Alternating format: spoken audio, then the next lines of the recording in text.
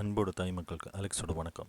இன்னைக்கு நாம் பார்க்க போகிற பிளாஸ்டிக் கழிவுகளை குறைப்பதற்கும் உங்கள் மறுசுழற்சி முயற்சிகளின் மூலம் படைப்பாற்றல் பெறுவதற்கும் அருமையான வழி. பிளாஸ்டிக் பாட்டிலை வெவ்வேறு அளவிலான பிளாஸ்டிக் கயிறுகளாக மாறுவது எப்படி என்பதை நான் உங்களுக்கு காண்பிப்பேன். எனவே இதை வலியுறுத்துவோம்.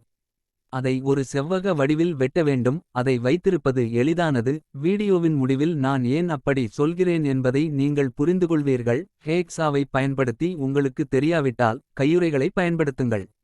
விளிம்புகளில் 3 வெவ்வேறு அளவுகளில் கயிறுகள். அதனால் நான் பெட்டியில் கோடுகளை குறிக்கிறேன் மற்றும் இடுகைகளில் 1 அங்குல ஆழம் 0.5 அங்குல ஆழம் மற்றும் 0.3 அங்குல ஆழம் என்று நான் இந்த பை செய்கிறேன். அதனால் நான் வெட்டும்போது நான் எவ்வளவு வெட்ட வேண்டும் என்பதை கண்டறிவது எனக்கு எளிதானது. எனவே எங்களிடம் இந்த தொகுப்பு இருக்கும். இப்போது நாங்கள் வெட்டும் செயல்முறையை தொடங்குவோம். எனவே அந்தந்த பலகையை 1 அங்குல ஆழத்தில் வெட்டுவதற்கான கூடுதல் கடமையை பயன்படுத்துவேன்.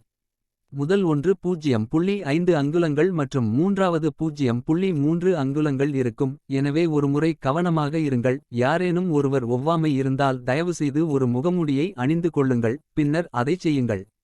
3 வெவ்வேறு ஆழங்களில் இது போல் தோற்றமளிக்கவும். அதன் பிறகு நான் வெட்டுக்கத்தியை திருகுகள் எங்கு வைக்க வேண்டும் என்பதற்கான அடையாளங்களுடன் வைப்பேன். அதனால் வெட்டு கத்தி அல்லது வெட்டுக்கத்தி அந்த விஷயங்களில் அமைக்கப்படும். எனவே வாருங்கள் சில துளைகளை துளைப்போம் திருகுகள் வைத்து.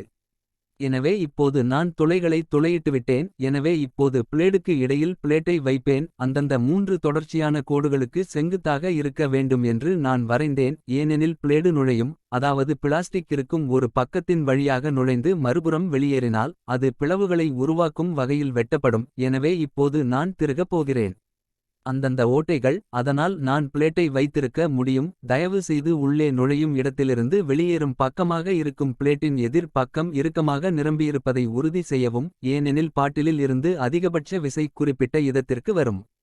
இருப்பிடம் எனவே பிளேடு சறுக்கக்கூடாது அல்லது உதிர்ந்து விழும் என்று உங்களுக்கு தெரியும். அதனால் உங்களிடம் எந்தவிதமான வரம்பும் இல்லை. எனவே இது போன்ற கான்ட்ராப்ஷனை வைத்து நேர்த்தியான இடத்தில் வைக்க வேண்டும். அது பிளாஸ்டிக்கிற்குள் நுழையும் ஒரு வெட்டு பலகை போன்றது.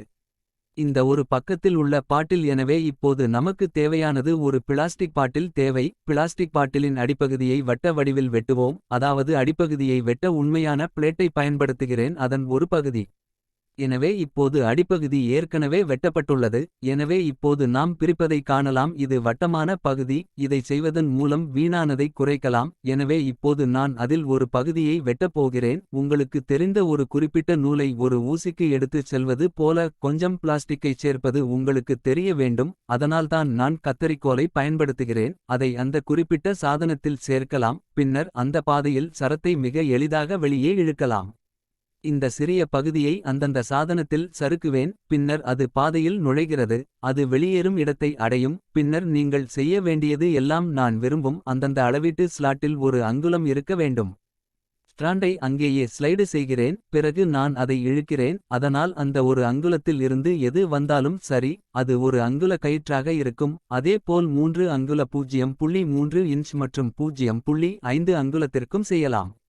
கயிறுகள் இதன் இறுதி தயாரிப்பு என்று பார்க்கவும். இதை நீங்கள் எவ்வாறு பயன்படுத்தலாம் என்பதை பார்க்கவும். நீங்கள் விரும்பினால் பட்டைகளை அகற்றலாம் மற்றும் விளம்பரங்களை நீங்கள் விரும்பினால் இது ஒரு 0.3 அங்குலம் மற்றும் இது 0.5 அங்குலம் தேவைப்படும். அல்லது நாங்கள் பொருட்களை பேக்கிங் செய்ய அல்லது அன்பாக்சிங் செய்ய இதை மீண்டும் பயன்படுத்தலாம். எனவே இந்த வீடியோ உங்களுக்கு பிடித்திருந்தால் லைக் செய்து சப்ஸ்கிரைப் செய்யுங்கள். மேலும் பிளாஸ்டிக் கழிவு தீர்விற்கான மிக அருமையான வழிகளை கண்டுபிடிப்பதில் ஒன்றாக போராடுவோம். நன்றி.